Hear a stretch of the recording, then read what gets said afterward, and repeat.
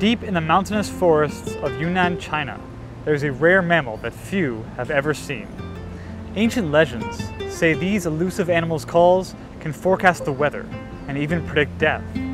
While steeped in traditional culture, they were only discovered as a new species just a few years ago, and shortly after, I became one of the first foreign photographers to document them in their natural habitat. Hi, I'm Kyle Oberman, nature contributor for the China Current, showing China's wild side.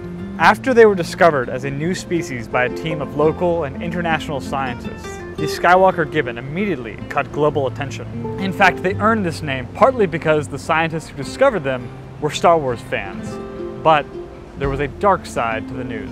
In 2017, there were less than 300 Skywalkers in China. The excitement of their discovery was immediately tempered by the pressing question about how to safeguard their future. Belonging to the ape family, gibbons like the Skywalkers are most easily differentiated from monkeys by their lack of tail. In fact, they are some of our closest genetic ancestors. But around the world, gibbon species are increasingly threatened and even facing extinction. In China, gibbon habitats once extended across much of the country, to the extent that they were romanticized by poets across ancient China.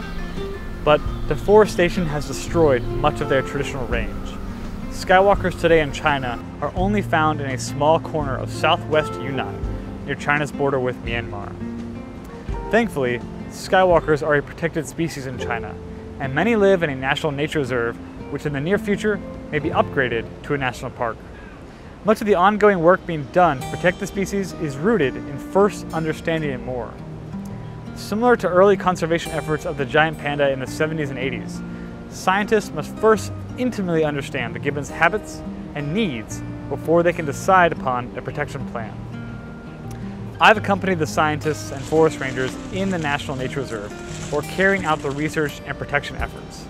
The forests and mountains where the gibbons live are some of the most beautiful I've ever visited. Listening to the gibbons' morning songs is one of the most magical natural phenomena I've ever experienced.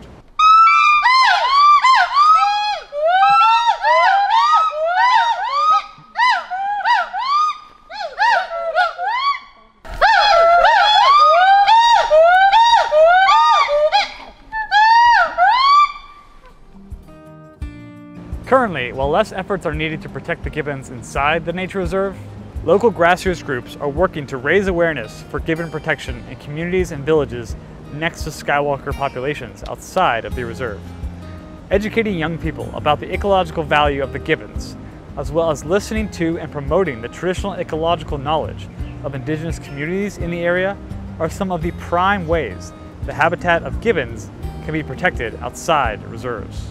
This is part of a broader trend across the globe to recognize and include local communities in conservation. In many areas across China, taboos traditionally warned against hunting or poaching gibbons.